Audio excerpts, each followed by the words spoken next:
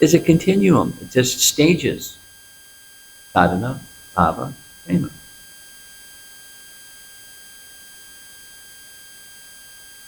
Let's move on. Hey, up front. Wait, we're going to give you the microphone. I can probably hear you better without the microphone.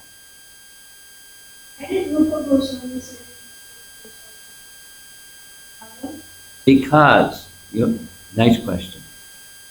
Rupa Goswami was interested in preserving Vrindavan not as a place for debate, because that goes on all over the place, but it's a place of pure bhakti.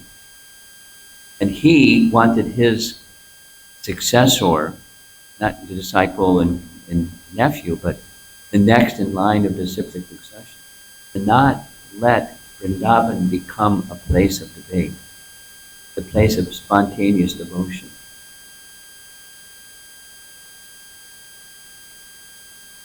So, Jiva Goswami was word of like explain what like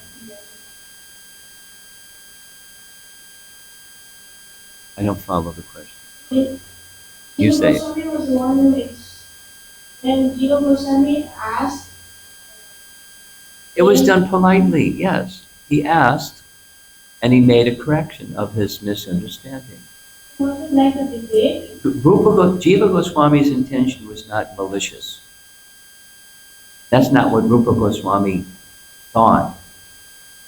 What he did, this is my understanding, and I've been in discussion with other, senior Vaishnavas.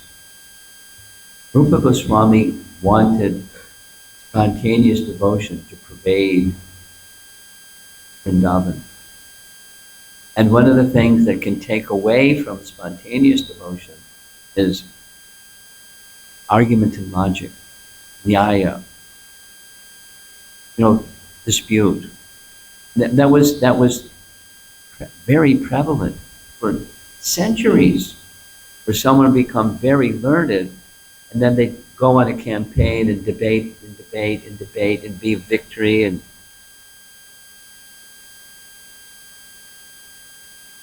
he didn't want that for Vrindavan. So that was why he did what he did. He wasn't scolding Jiva. You had the wrong understanding of scripture. You have the right understanding. But how do you express that? And it worked, because Jiva Goswami understood the purpose behind the scolding. So he didn't go there, engage in debate with people that have different views. Now, sometimes a great personality will do that. But my understanding is Rupa Goswami wanted very much that Vrindavan be a place of spontaneous devotion, not a place for debate and argument. Tarka apratishta. You know the meaning? Tarka apratishta. Tarka. Logic and argument. Logic and argument cannot establish. Pratishtha, establish spontaneous love for Krishna. It's not that that was necessarily Jiva Goswami's intention. It's to bang on the side of the head. He didn't tell him, I reject you as a disciple. This kind of exchange is not for Vrindavan. Think about it. Meditate on it. The gift that Rupa Goswami wanted to give you and me through the agency of Jiva Goswami and this little exchange with Jiva Goswami, what did he want for you and me? Through the agency of how he interacted with Jiva, that's what he wanted. He's smiling. Okay, up front.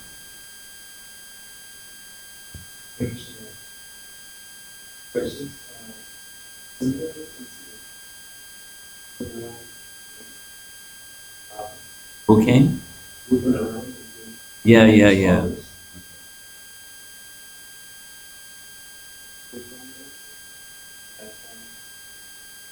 It was probably way. Yeah. Oh, you're so celebrated. And that time, peace, Reputation. reputation,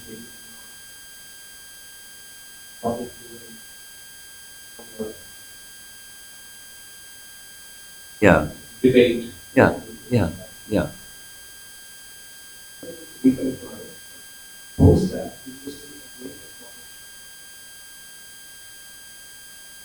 Same principle. Same principle. Now, does that mean, the answer to the question is no. Does that mean that you should never disagree with another? Here's, when the history, many of you know the history. It's a long history. But the deity of Govindaji, for the protection of the deities of Vrindavan, were taken to Jaipur.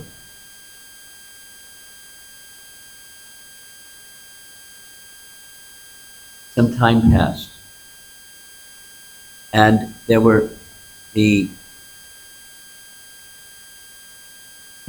Ramanandis, the northern division of Sri Vaishnavas, made their headquarters in Galta, which is very near to Jaipur.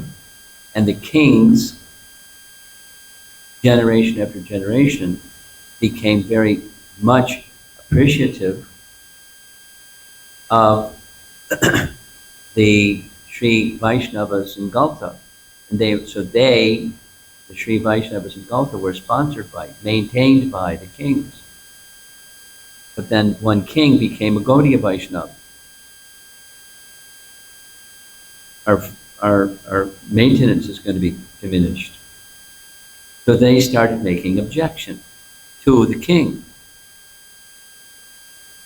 About Gaudiyas don't have a commentary on Vedanta Sutra, therefore, without commentary, they're not qualified to worship the deity. And then 3 other things, so without all the list. And the king, who's a Gaudiya Vaishnava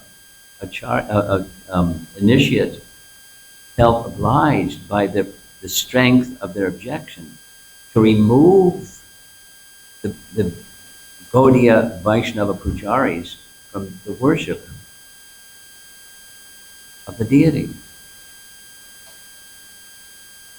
And a message was sent secretly to Vrindavan, to Vishwanath Chakravarti Thakur. Help! Vishwanath was very old. Vishwanath sent Baladev.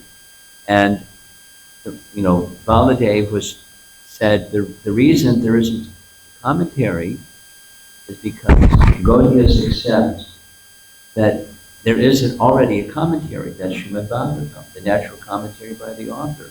So that's our commentary. They said, no, you gotta have your own. We give you 30 days. One history says 30 days. Write a commentary on Vedanta Sutra in 30 days.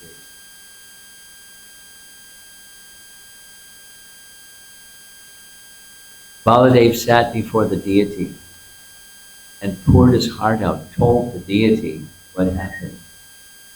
I mean, not like the deity didn't know, but that was his personal relationship. That night, Baladev had a dream in which the deity, Govindaji, appeared in his dream and said, don't worry, I will dictate the commentary, which will be flawless, and no one will be able to refute it. So when he wrote, the next day he started writing, and the very beginning of Govinda Bhashya, Baladev gives credit to the form of Govinda who appeared in his dream and dictated this commentary. he says specifically, in a dream, he dictated to me that I should write this. It's his writing, therefore Govinda Bhashya. And after he wrote it, Baladev visited Kalta and presented his commentary to those that were objecting that there wasn't a commentary. And then in Galta, Baladev established a deity, Vijay Govinda, victory. He wasn't debating, he was explaining, and then victory. So that became the name of his deity, Vijay Govinda. But it was outside of Vrindavan. It's in Jaipur, in Galta. The residents, the followers of Rupa Goswami, certainly Vishwanath Chakravarti Thakur and his disciple Baladev were followers of complete, absolute followers of Rupa Goswami. They're on the platform of spontaneous devotion. Definitely. Read their commentaries. But it wasn't for the purpose of winning in faith. And what Rupa Goswami said and did in relation to Jiva Goswami, it's between guru and disciple, but my understanding is he wanted that one who has the prowess of Jiva not engage that prowess in debate, defeating, pinning people to the floor, to the mat, and saying, uncle, give up, surrender. He didn't like it. Rupa didn't want that. Jiva didn't do it. He presented. It's part of, my understanding is, it's part of spontaneous devotion. Spontaneous devotion doesn't arise by trying to get rid of anarthas. Anarthas become diminished and eliminated when bhakti arises. Not as a battle with your anarthas, but bhakti arises, and they're diminished and dismissed completely. That's a spontaneous platform, which we're meant for. Doesn't mean we should be unaware of what anarthas are and how those anarthas may be influencing any one of us. But we're not the International Society for Anartha Consciousness or Anartha Nivritti Consciousness. International Society for Krishna Consciousness. Anyway, that's my answer to you.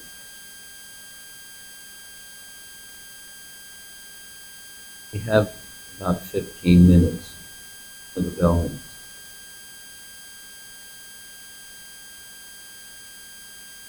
Krishna Maharaj,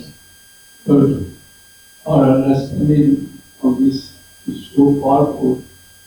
I just wanted to know a little bit more on this. We understand Prahlad Maharaj, a great devotee. Great devotee. He told that by your own regard or by somebody else, you cannot get ordinary and devotion or bhakti to the Lord. But to get the task of Mahatmas, you can achieve that. Let me ask you, what does dust of the lotus feet of Mahatma mean? Is it literal or is it figurative or both? You understand my question? What's your answer? Is it literal or figurative or both? Okay. Supposing you don't have Mahatma's feet around, what do? You stay in La La Land. You take shelter of their feet through sound. We're the International Society for Krishna Consciousness. There's our founder, Acharya. We worship him in a very special way. And he in turn worships and worships and worships. What carried Prabhupada through was his implicit faith and devotion in Bhaktisiddhanta, without details. He did exactly what Bhaktisiddhanta did and followed him. So that's dust from the Buddha's feet. Now what are you going to do? You can go and touch the Murti's feet, and there's probably some dust on the Murti's feet. That's one possible method. But you can take dust, but supposing you think that's it, my job is done. You need the instructions, which is the sign that the dust has reached your heart. So that's what we do. Faithfully, consistently, steadily.